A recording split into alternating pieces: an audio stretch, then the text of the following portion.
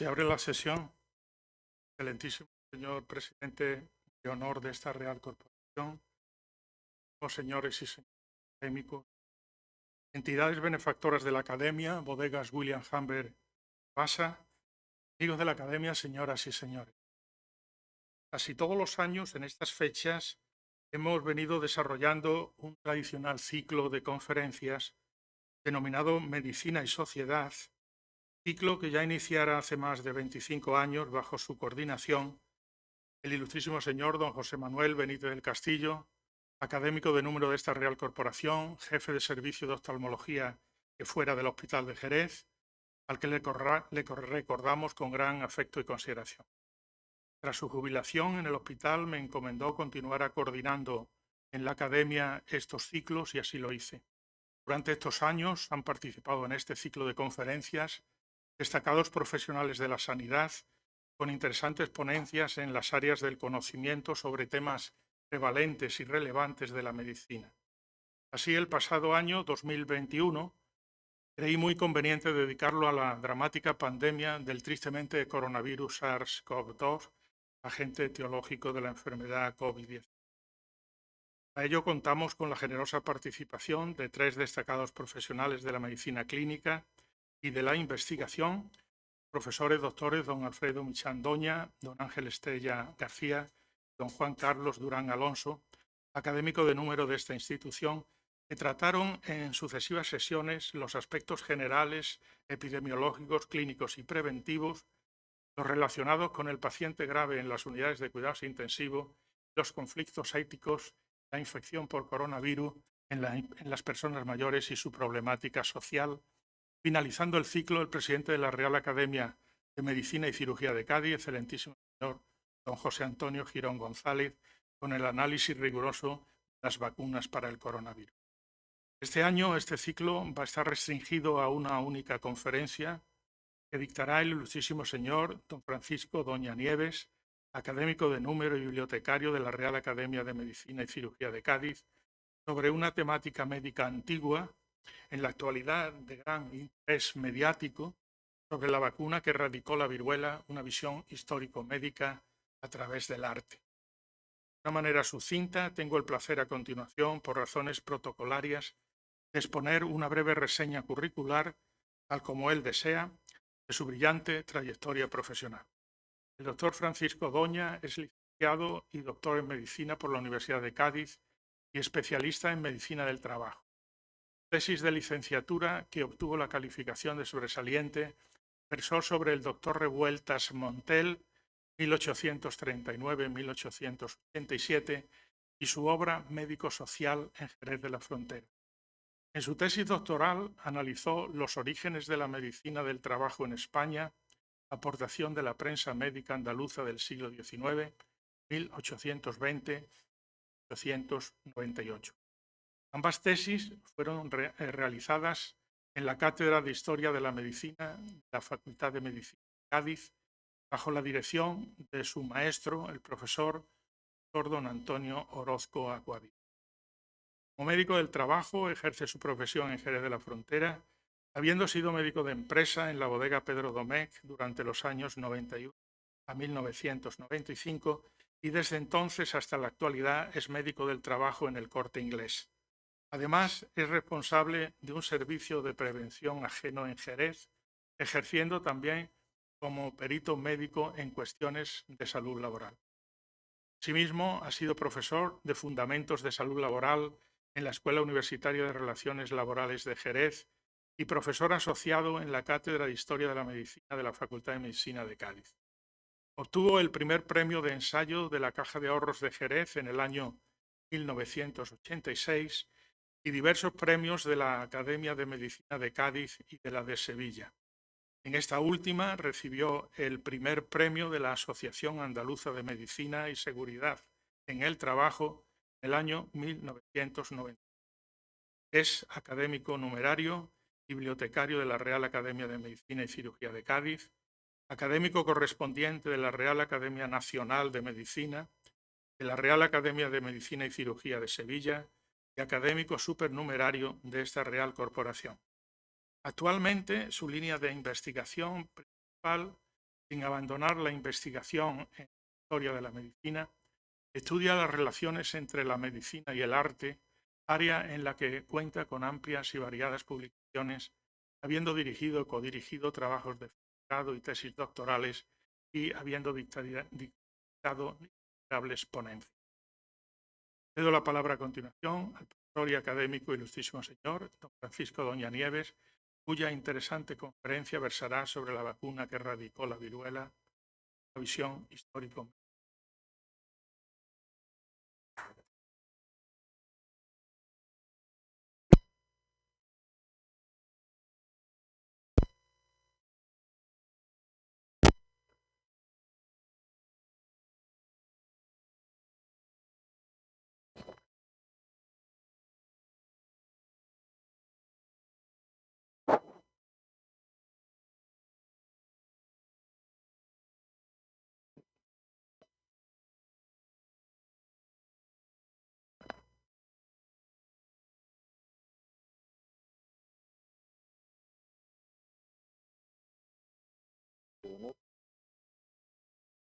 Académico, realmente excelentísimo público. Me he saltado los protocolos, pero en un día como hoy, en que poca gente ha venido, por algo será, yo les agradezco especialmente a ustedes que estén aquí con nosotros.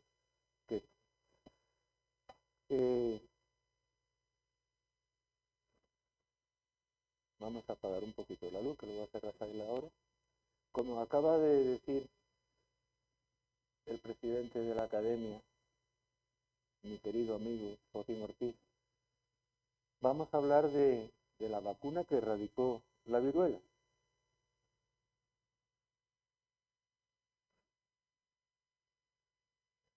Para algunos, para otros no. Estamos viviendo un tiempo en que parece que todas las enfermedades han venido sobre nosotros. Hace poco empezamos a hablar y hablar de la viruela del mono y aún no sabemos qué va a pasar. No es lo mismo viruela del mono que viruela, por mucha viruela que se le ponga por delante, es una enfermedad distinta. Hemos hablado y se ha hablado mucho del virus del Nilo Occidental, que también está por ahí fastidiando en una tierra como la nuestra, con la importancia que tiene el caballo, pues es una enfermedad también que nos hace pensar mucho y también se puede trasladar a humanos. Y sobre todo, llevamos desde principios del año 2020 sufriendo las calamidades del COVID. Hablando del COVID, enseguida empezó a producirse algo que nunca había ocurrido antes en la historia, y es que inmediatamente se pensó, hay que crear vacunas. Y la verdad que en poquísimo tiempo surgieron un montón de vacunas.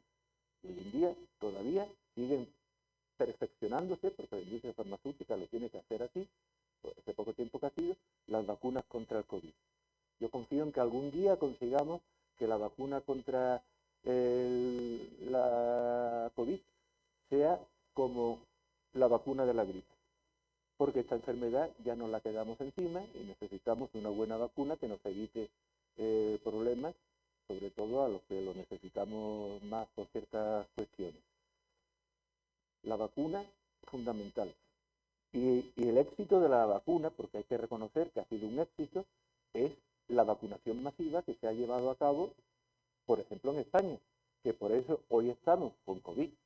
Pero las consecuencias no tienen nada que ver con las que hubo al principio, gracias a la vacuna. Y esto fue lo que me hizo pensar que podría ser interesante revisar cómo fue la historia de la primera vacuna de la historia. Me he adelantado. Y ver cómo se originó, ver qué es lo que pasó con ella, y hacer un poquito de comparación con lo que ha ocurrido con la del COVID, o no, ya veremos al final qué es lo que hacemos y lo que hablamos. Y cuando se habla de la vacuna de la viruela, que fue la primera vacuna historia, la que ha conseguido por primera vez erradicar una enfermedad epidémica, pandémica en muchos casos, como fue la viruela, cuando hablamos de ella no tenemos más remedio que pensar en primer lugar en un médico inglés, Edward Jenner, que era un médico de pueblo, lo que hoy llamaríamos un médico rural. Y era un observador que, moviéndose por sus tierras, vio que, ahora veremos que vio Jenner. Pero es que antes de él también hay una historia de la viruela, porque la viruela es conocida desde la más remota antigüedad, no es cosa del siglo XVIII, de cuando Jenner la descubrió por primera vez. La vacuna ha causado más muertos prácticamente que cualquier otra enfermedad.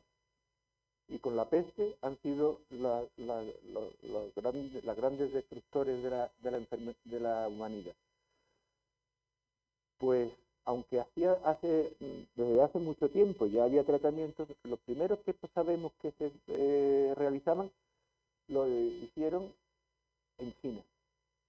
Y en China había 3 métodos para que las personas no sufrieran la viruela. Y lo digo así porque no eran vacunas, era otra técnica que la vacuna. Lo que hacían se llama variolización. Y la variolización es simplemente contagiar la viruela. Claro, no es lo mismo lo que luego veremos con la vacuna que contagiar directamente viruela.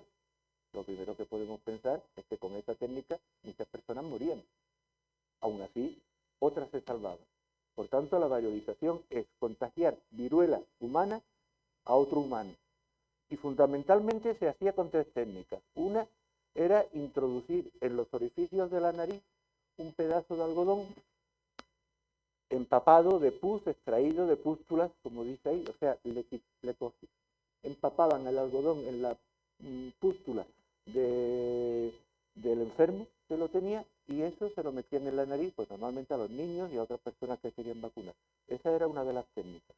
Otra técnica, que es la que está representada en la imagen, introducir en los orificios nasales, mediante un tubo de bambú, la costra de la vacuna. Así, a la nariz directamente. Y aún había una tercera técnica, esta segunda es la que más se utilizaba, una tercera técnica que era ponerle a un niño sano las vestiduras, los vestidos de una persona enferma. A través de los vestidos, a través de la ropa, se contagiaba también. En todo caso, se contagiaba de viruela. Y si la resistía, ya quedaba inmunizado. En este caso, eso es lo que no nos pasa con el COVID, y ahí está la dificultad para la vacuna también. El que cogía la viruela ya no volvía a sufrir la viruela. Y de esa manera, pues conseguían salvar a muchas personas. De esto, en Turquía, que seguían la misma técnica, se enteró una señora inglesa, Lady Mary Montagu, que aquí la vemos representada en este cuadro que está en el National Portrait Gallery de Londres, donde se encuentra, se ve a Lady Mary Montagu con uno de sus hijos y 2 sirvientes. ¿Ella quién era? Pues vamos a hablar de esta señora. Lady Mary Wortley Montagu era una aristócrata inglesa, una señora muy peculiar que merece leer su biografía también, que no solamente que tiene importancia con el tema de la viruela, que acompañó a su marido cuando éste lo nombraron embajador de la Gran Bretaña en lo que es Turquía hoy. Lo nombraron embajador ante la Sublime Puerta, como pone en la diapositiva. Estando allí en Turquía, moviéndose entre las mujeres turcas, conoció ella la técnica de la variolización. Se interesó porque su hermano había muerto de viruela, ella misma, aunque los artistas son tan amables que no lo ponen ahí en su retrato, estaba picadita de viruela, como se ha dicho siempre por aquí. Le interesaba la enfermedad, y en cuanto se enteró de la técnica, lo primero que ella hizo fue vacunar a su propio hijo. Bueno, perdón, vacunar no, variolizar a su propio hijo. Y cuando volvió a Inglaterra, una señora de la aristocracia tenía contactos y enseguida convenció a la alta sociedad británica que emplearan esa misma técnica entre ellos. Es verdad que hicieron algunas pruebas antes con gente que estaba en la Torre de Londres y cosas así, ya sabemos cómo son nuestros amigos británicos, ¿no? Pero se empleó esa técnica y empezó a utilizar. La reina fue bastante partidaria de ella. Pero no olvidemos, aunque no tienen la importancia que tiene la Dima de Montagu, que los médicos también se habían ocupado del tema antes. Precisamente el embajador, el médico de la embajada de Gran Bretaña en Constantinopla, en Turquía, ya había escrito a la sociedad médica más importante de la época un informe diciendo, oigan, que estos turcos están haciendo esto, puede ser interesante. Eso fue en 1714. Y al mismo tiempo, el médico y cónsul de Venecia en Turquía, también en Constantinopla, mandó su escrito correspondiente a la República de Venecia, que en aquella época, pues, como todos saben también, era una potente, lo más potente en el comercio que había, y por eso estaban allí y demás, ¿no? Y les interesaban estos temas. No parece que tuvieran mucho éxito. Tuvo mucho más éxito la señora de la aristocracia. Y si alguien se entusiasmó con la variolización, fue otra gran reina, Catalina II de Rusia, Catalina la Grande, que en cuanto se enteró de que el tema existía, pues se buscó a los ingleses, lo que estaban haciendo, a un médico británico, que lo llevó a Rusia, Thomas Day, con su hijo. Allí practicaron la variolización a toda la corte rusa, y le pagaron también que este hombre abandonó la medicina y fundó un banco. Este señor que aparece aquí, tan orondo él, carita, pues es extranjero, que en el año 1774, luego veremos que Jenner empieza a finales de siglo, o sea, como dice ahí, 22 años antes que Jenner, pues hizo lo que hizo Jenner. Y no lo hemos sabido hasta hace no demasiado tiempo. Quizás por eso se podría considerar que el primer vacunador fue Benjamin Jeffries. Benjamin Jeffries era un granjero que tenía vacas y que observó, ustedes me perdonarán que llegaron tal vez, pero llegará lo que luego vamos a contar que observó Jenner. Jenner seguramente no tenía ni idea de lo que había hecho este hombre, ni nadie lo sabía, pero él había observado que si con la viruela que producían las vacas, no, el que se contagiaba con ella no cogía la viruela humana, así que vacunó a su mujer y a sus hijos. Con el tiempo, el gobierno inglés estableció un premio para quien hubiera vacunado primero de la vacuna, y la señora le dijo, Benjamin, vamos a Londres, que tú fuiste el primero, que este señor luego no ha hecho lo que tú. Pero como no se pudo demostrar, a él le pusieron muy bien vestidito, le hicieron este retrato, se quedó en el olvido y no le dieron el premio a Londres. ¿Quién se llevó el premio y quién es la figura que todos reconocemos como el inventor de la vacuna de la viruela? Pues este señor, Edward Jenner. Aquí aparece otra vez. Jenner era un médico rural y toda su vida, menos el tiempo que estuviera estudiando, vivió en el pueblo donde nació y murió en el pueblo donde vivió y había nacido, o sea, en su pueblo. Se formó como cirujano, y esto me van a permitir que haga un pequeño paréntesis. Se formó como cirujano. Jenner no era médico, era cirujano. En su época, todavía había en la mayoría de los países una, por no decir en todos, una separación entre la medicina y la cirugía. Se estudiaban de forma distinta. La medicina era de facultad, era normalmente una carrera para ricos que podían pagársela, y los que no tenían dinero y tenían interés por el tema sanitario se hacían cirujanos con el cirujano de su pueblo, que era lo que había normalmente. Pues este fue el caso de Genet. Se formó con el cirujano de su pueblo y ya a los 21 años se traslada, porque él estaba realmente interesado en el tema, se traslada a estudiar con el cirujano más importante de su época. John Hunter fue el cirujano más importante de su época. Y como dice un historiador bastante reciente, para lo que son estos temas, Jenner estuvo viviendo en casa de Hunter. Hunter sacaba un sobresueldo con los estudiantes que tenía, porque los alojaba en su casa y le pagaban el alquiler, más barato que a lo mejor en una pensión, pero dice este investigador que de ahí viene la denominación de alumno interno que ustedes muchos habrán conocido en las facultades. Y era interno porque vivían dentro de la casa de este señor. Pues con John Hunter estuvo mucho tiempo. Y yo añado también que John Hunter era un gran aficionado a los animales. Estudiaba mucha anatomía comparada y estudiaba mucha anatomía de los animales. Pienso que eso influyó en Jenner, porque Jenner era un apasionado de los animales.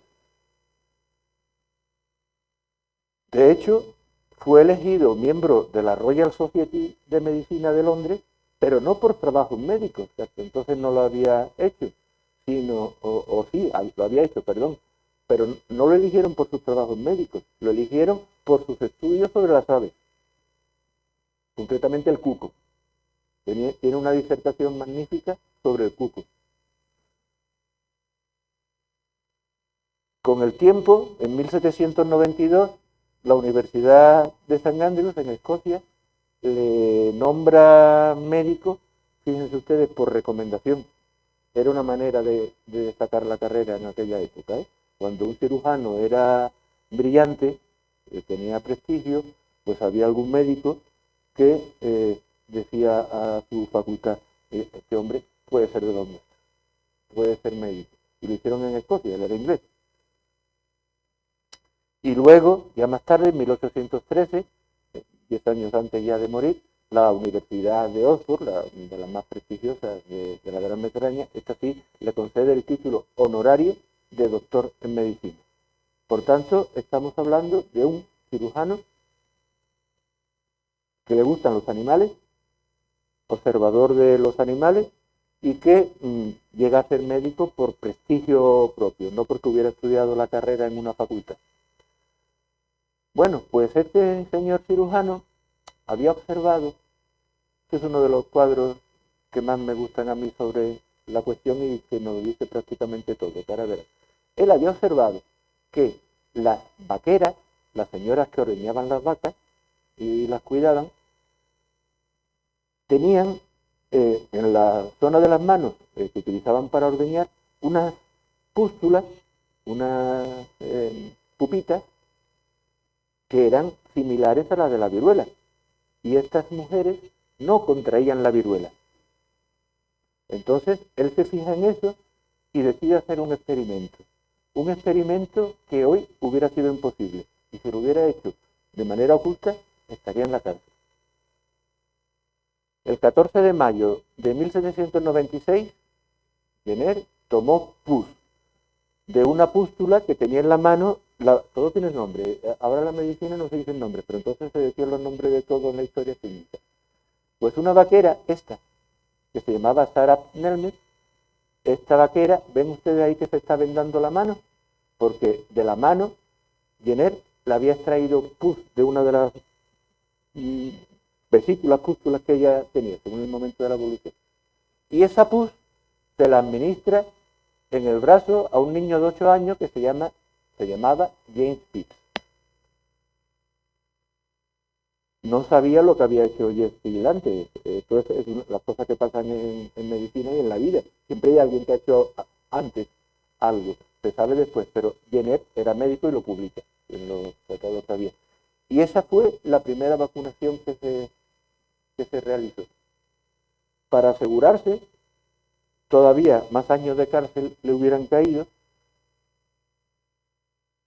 porque 2 meses después cuando él pensaba que ya había habido tiempo para que hubiera hecho efecto esa vacuna, inocula al mismo niño la auténtica viruela humana.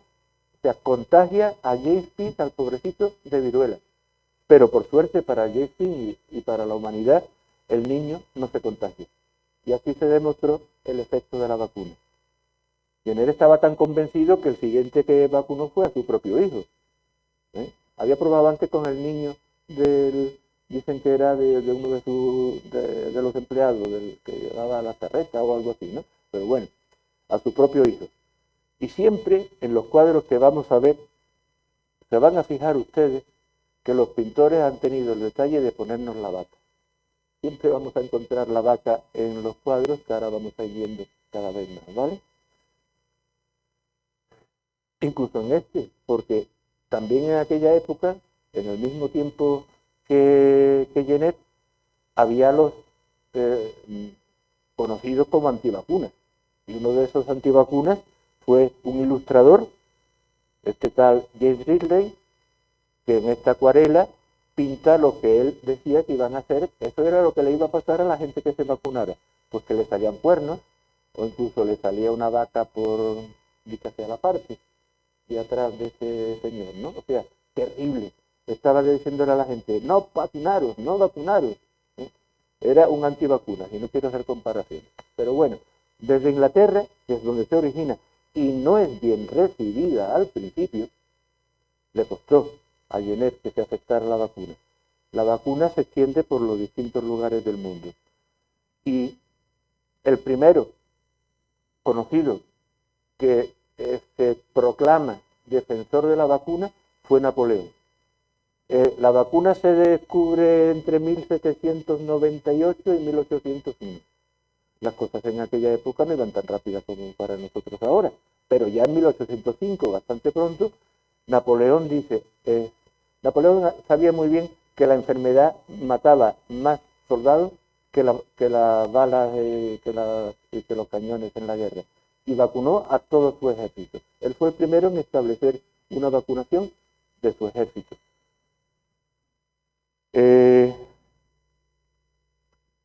En Francia, Napoleón era francés, es donde realmente, como toda la medicina moderna, se desarrolla la vacuna.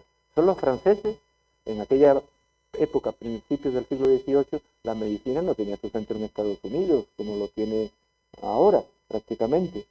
La medicina era francesa, y los médicos españoles hablaban francés. Era el idioma de la ciencia. Pues este cuadro, muy bonito también, de Luis Leopoldo Boilly, se titula exactamente La vacuna o el prejuicio vencido, y es de 1807. Está diciendo, hay que vacunar, hay que vacunar.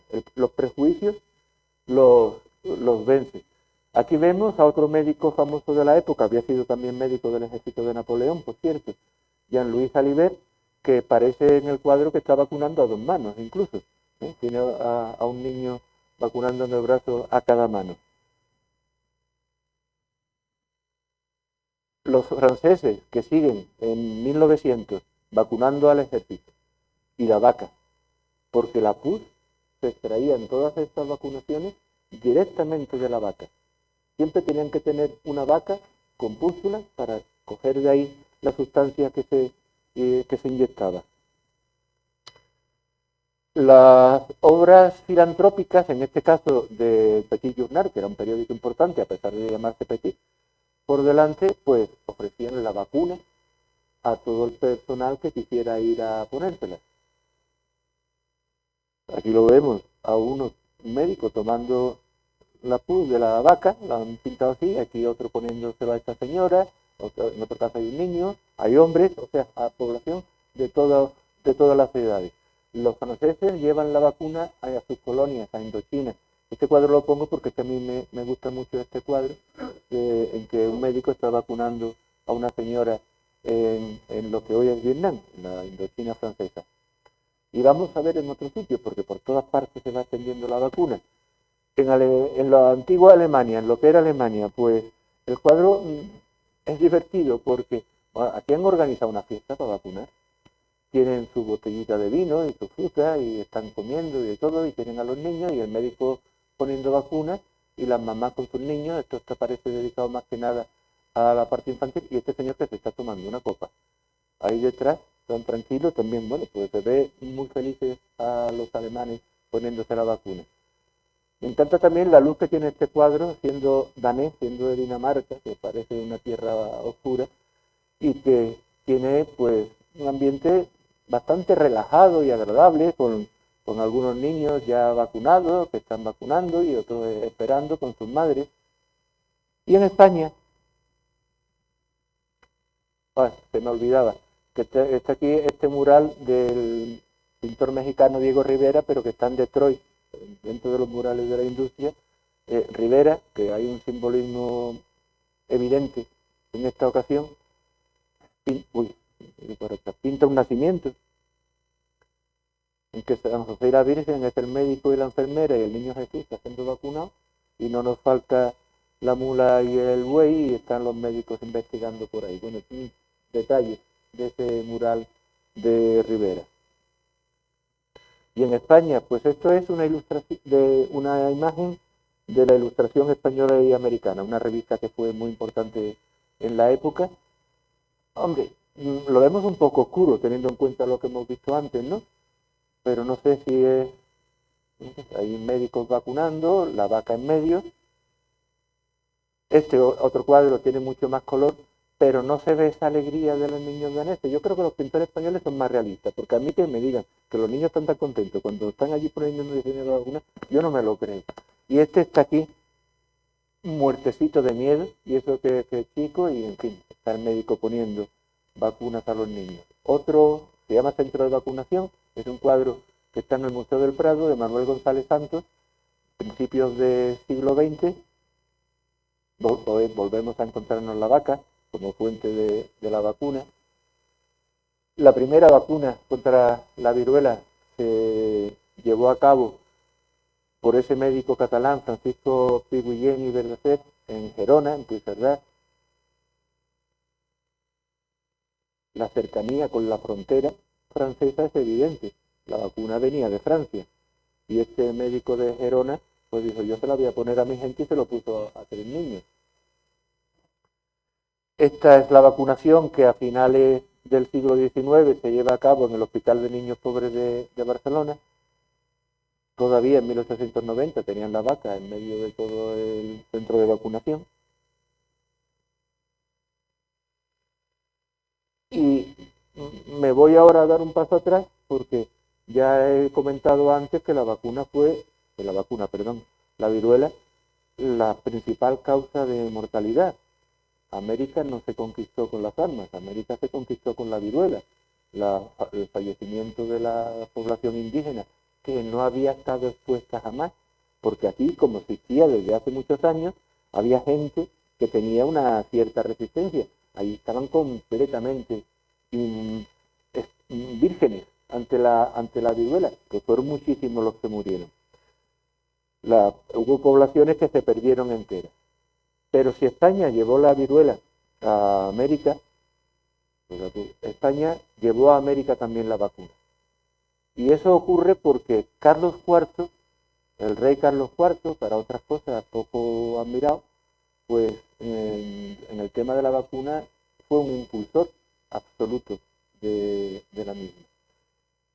También había muerto una hija suya por la vacuna, por la viruela, también había problemas de viruela en su familia. Entonces, cuando un médico valenciano, que se llamaba Francisco Javier de Balmis y Berenguer, le propone, Majestad, vamos a llevar la vacuna a nuestras posesiones de ultramar.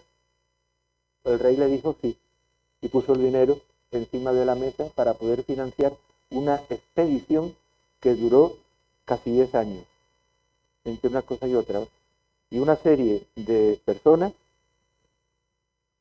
con Balmis a la cabeza, Balmis, que era el que más sabía en España de viruela y de vacunas, él tradujo del francés, no del inglés, el original porque él sabía francés, como todos los médicos españoles, que era lo que había, el tratado histórico y práctico de la vacuna, del catedrático de París correspondiente que lo había escrito, que ahí estaba. Y que es un libro además que fíjense ustedes qué calidad de ilustraciones para la fecha que tiene. Es toda la evolución de la viruela según los distintos días, cómo está el brazo del enfermo, en fin. Pues bueno, como digo, Balmis era el que más sabía de la vacuna. Y Balmis, con otro médico, Josep Salvani, catalán, también murió joven, murió durante esa misma expedición, pero era un gran profesional,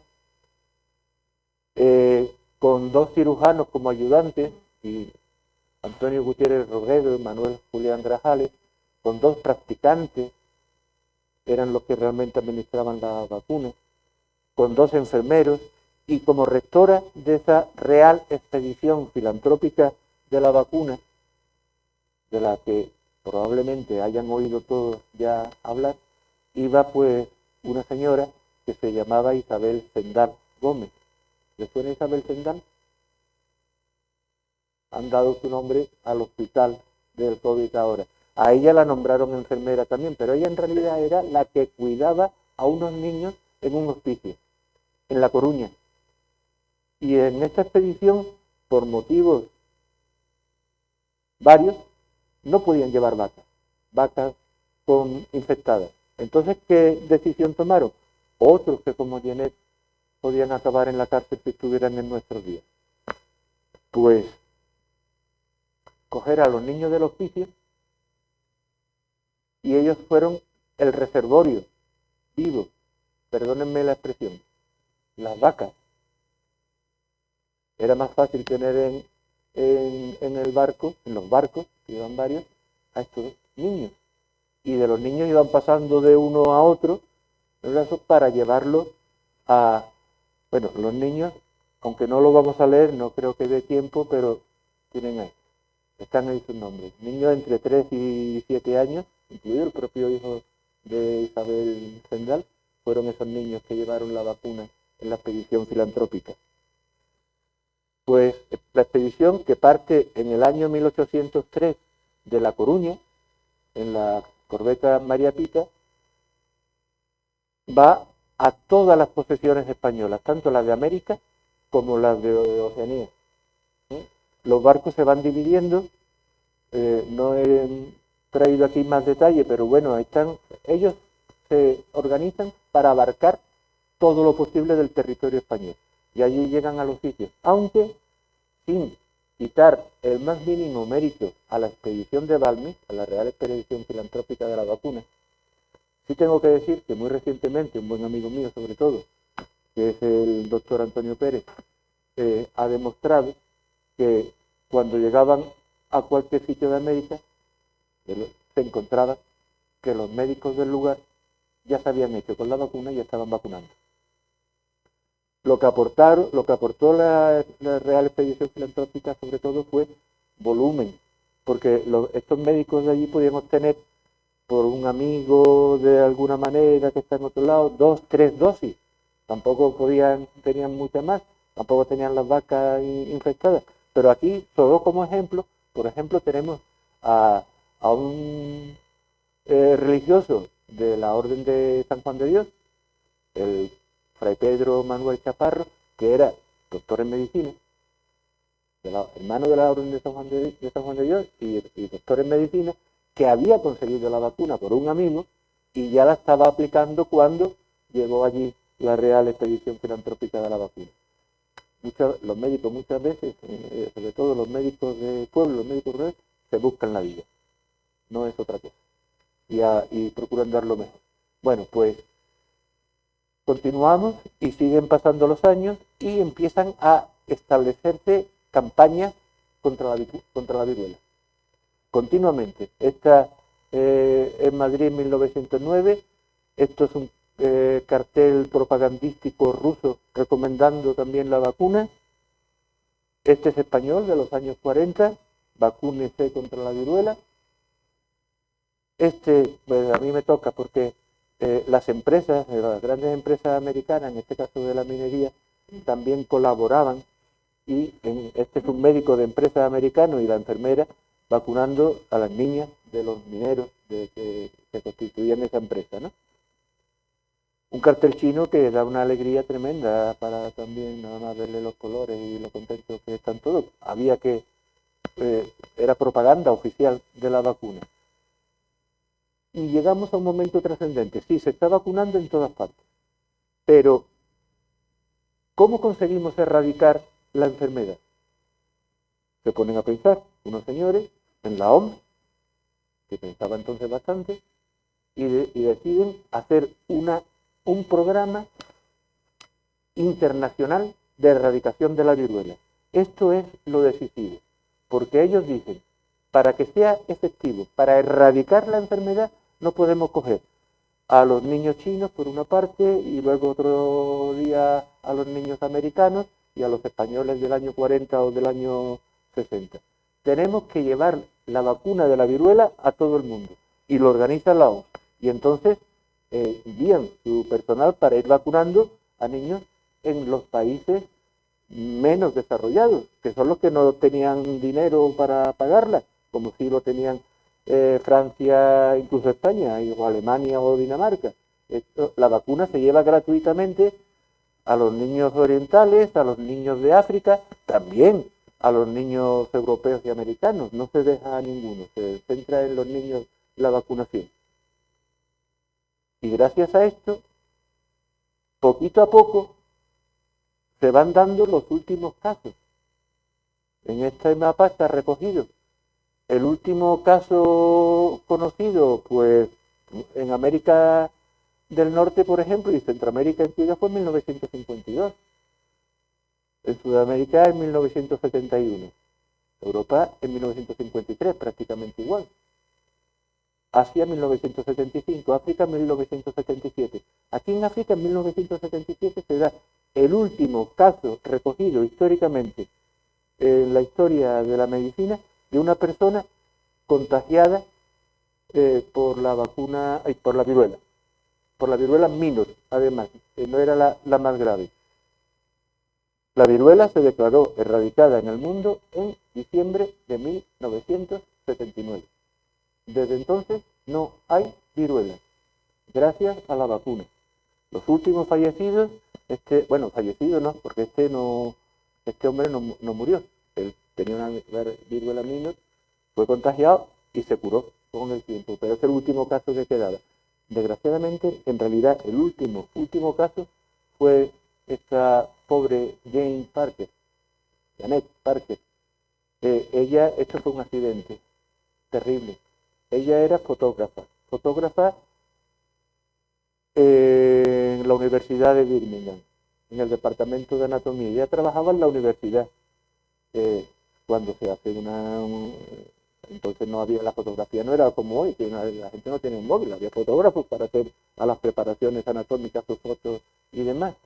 Pues resulta que por el aire, por los conductos de aire, se le había escapado a los de microbiología el virus y ella lo cogió.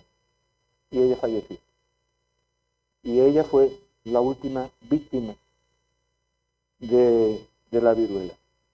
Porque ya estos son los 3 directores sucesivos en el tiempo de esa campaña de erradicación de la viruela, que juntos, a principios de 1980, porque se había acabado en 1979, realmente, dicen, se acabó la viruela en el mundo.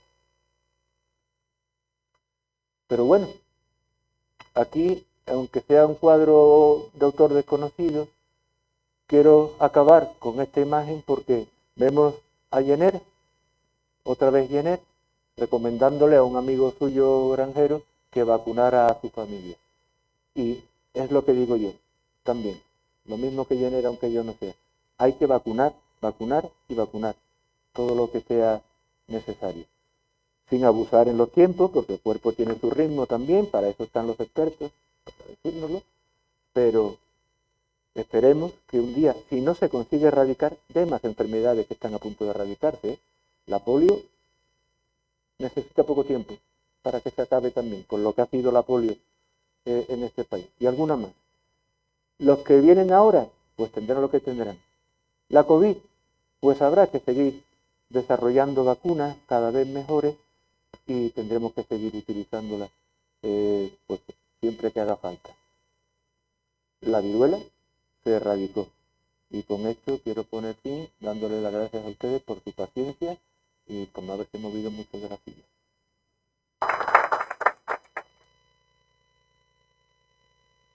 Y siendo jefe de servicio de rehabilitación del Hospital de Cádiz. Y posteriormente, esto no lo tengo muy claro, quizás ya en un momento ya de otro cambio en la vida, etcétera, pues resulta que se introduce en la historia de la medicina, que fue un auténtico erudito, ¿no? Y termina siendo catedrático de historia de la medicina. Fue sucintamente un poco lo que yo conozco de su trayectoria, pero después he tenido el honor y la satisfacción de conocerlo personalmente, ¿no? A través de la Sociedad de Pediatría, cuando estuve de presidente en una ocasión, pues le propuse para dar una conferencia de clausura de una conferencia de la Sociedad de Pediatría, y bueno, pues acaba realmente pues la faceta ya humana que señalaba aquí Antonio Paco, ¿no? La categoría humana de una persona, pero siempre manteniendo formas, siempre manteniendo pues, la elegancia y el sentido de realmente el presidente de las formas académicas. Yo creo que esta referencia que estamos haciendo a don Antonio, pues yo creo que él, persona creyente, ¿no? Muy creyente, igual que su señora, el triste accidente, pues yo creo que realmente pues no ha podido ser más emocionante que un destacado alumno de don Antonio, que es el que nos ha deleitado con esta conferencia, pues por las circunstancias un poco diversas, ¿no? de este acto, pues realmente hayamos terminado en ese sentido. Yo me voy a permitir también hacer algunas consideraciones sobre la conferencia, porque esta conferencia yo la escuché en la Academia de Medicina de Cádiz, y la diferencia que hay entre la conferencia que allí se dictó y la conferencia que hoy se ha dictado aquí es que allí no se grabó, y esta conferencia está grabada en los archivos de esta academia, con lo cual a mí me produce una enorme satisfacción que esta historia de la viruela, esta conferencia, en mi opinión, magnífica, que es lo que yo te dije cuando diste la conferencia en la Academia de Medicina de Cádiz, pues realmente en este momento esté grabada. Yo creo que aquí en aquel entonces no se pudo grabar en la Academia de Cádiz, quiero entender. Con lo cual, yo estoy tremendamente satisfecho de que las bases documentales de nuestra academia, realmente esta conferencia está aquí grabada. Y puede ser un referente para difundirla, por supuesto, yo en los ambientes médicos, cuando salga este tema, pues así lo consideraré, porque yo creo que es una conferencia en la que se analiza como investigador, y yo diría que si Jenner era un observador, nuestro académico también lo es, porque es que no se ha limitado, si hemos ido escuchando la conferencia, determinadas sutilezas en determinados cuadros, etcétera, él ha ido haciendo interpretaciones desde el esplendor de los niños, el comportamiento de los niños daneses y los que no son daneses, etcétera, y todas reflexiones sobre los cuadros que yo creo que obedecen indudablemente a lo que es un auténtico observador. Yo le hice la siguiente, porque en la Academia de Medicina hay costumbre de hacer discusiones posteriormente a las conferencias. Entonces yo le pregunté sobre el tema que se ha discutido, que ha sido el tema de la expedición filantrópica de Balmis llevando niños de hospicio.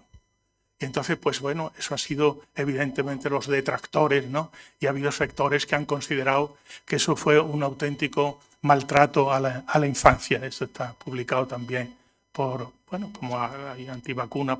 Pero Pero realmente tú analizas y allí iban las hijas o los hijos de Zendal y su hijo iban también. Es decir, que ahí había, y también algunos que quiero entender que también había algunos que estaban perfectamente autorizados por los padres, ¿no?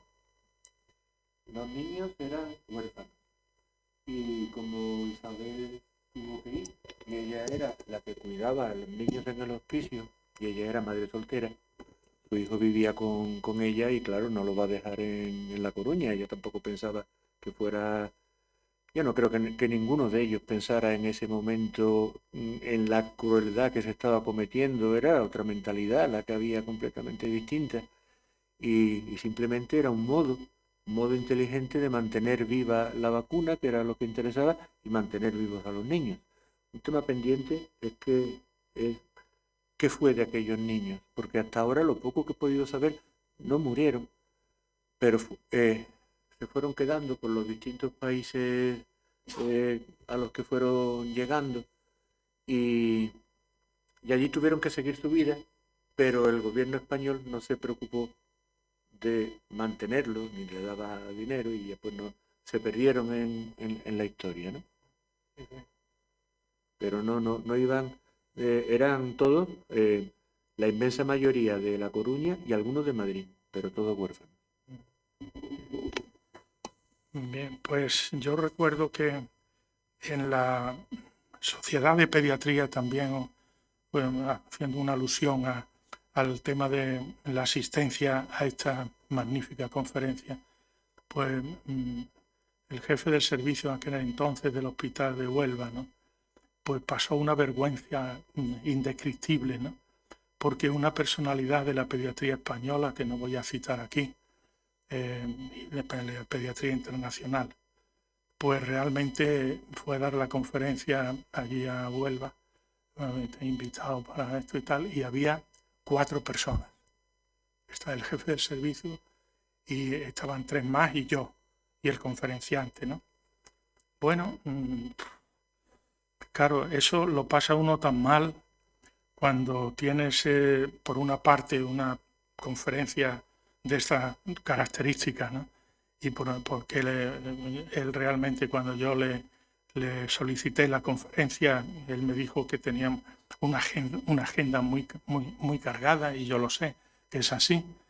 Pero bueno, pues me dijo literalmente, pero si tú me lo pides, pues yo lo hago. Con lo cual, pues querido amigo Paco, pues evidentemente mi enorme gratitud y gratitud de esta institución por este asunto. Pero por otra parte, estoy haciendo referencia a la conferencia de los 4 asistentes en Huelva, ¿no? Bueno, aquí somos 11, pero el tema es diferente porque esto está grabado. Esto es una magnífica conferencia que tendrá su proyección evidentemente en el auditorio de las personas que habitualmente pues se conectan a través de la red online, y que, repito, que el año pasado con las conferencias del ciclo del COVID-19, pues realmente pues Alfredo Michán creo que ya me contó últimamente, la última vez que lo vi, que iban por 1.800 o 1.900 visitas a su conferencia, y otros tantos de Ángel Estella, etc. Con lo cual, pues, no, figura es la que hemos tenido la satisfacción de escucharle. Para mí, en cierto modo, pues, me entristece la parte primera de lo que he señalado aquí, de la asistencia, pero por otra parte, pues me da una inmensa alegría de que esto está documentado y esto está registrado en la documentación de nuestra bibliografía, de nuestros datos de la academia. Por lo demás, pues desde el punto de vista institucional, pues ha sido un honor para esta Real Academia de San Dionisio ofrecer, bajo esta docta y documentada oratoria y experiencia de profesor y de historiador de la medicina que hoy nos ha acompañado, tan atractivo y tan mediático tema. Es decir, que es sorprendente cómo las tertulias por la noche en en las televisiones están ocupando realmente horas y horas y horas y están acudiendo pues realmente a las conferencias, pues en ocasiones pues personas periodistas con una documentación pues contradictoria, en ocasiones no fundamentada desde el punto de vista riguroso. Así lo he señalado yo en una entrevista que me han hecho recientemente sobre la hepatitis infantil en la infancia, ¿no? donde hace 20 días o 25 días pues no se podía decir en modo alguno las hipótesis que están utilizándose en este momento, asociándose al COVID-19. Es decir, esta es una conferencia de rigor y realmente pues yo creo que indudablemente tengo la impresión de que esta conferencia ha sido escuchada por mucha gente en la red. Pues a los que nos habéis acompañado a esta sesión, pues nuestro profundo agradecimiento en nombre de la Academia y les emplazo para la próxima sesión del martes día 7 de junio, en la que Peripecias Libros y Academia de San Dionisio tienen el placer de presentar la obra Apuntes Históricos de Jerez, de la que es autor el excelentísimo señor don Francisco Fernández García Figueras, presidente de honor de esta institución. Sin más consideraciones, se levanta la sesión. Muchas gracias.